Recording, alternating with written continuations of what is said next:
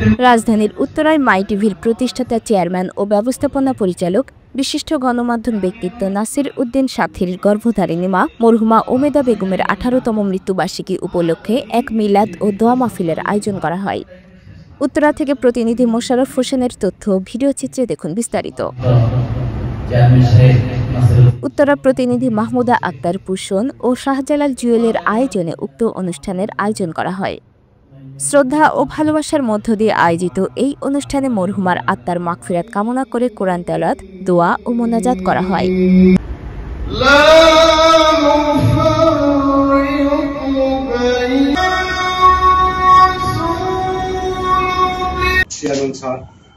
ধর্মীয় পরিবেশে অনুষ্ঠিত এ দোয়া মাহফিলে উত্তরা প্রেস ক্লাবের সভাপতি আলাউদ্দিন আল আজাদ, সাধারণ সম্পাদক আরিফুল ইসলাম, অর্থ সম্পাদক ইসমাইল হোসেন শামীম, আপ্যায়ন সম্পাদক রবিউল ইসলাম রবি, সিনিয়র সাংবাদিক জুয়েল আনন্দ, ফরিদ আহমেদ নয়ন, সাইদুল ইসলাম, মিজানুর রহমান, প্রাণের বাংলাদেশ পত্রিকার সম্পাদক আব্দুল আল মামুন সহ স্থানীয় গণ্যমান্য ব্যক্তি, রাজনৈতিক নেতৃবৃন্দ, সাংবাদিকবৃন্দ ও এলাকাবাসী উপস্থিত ছিলেন।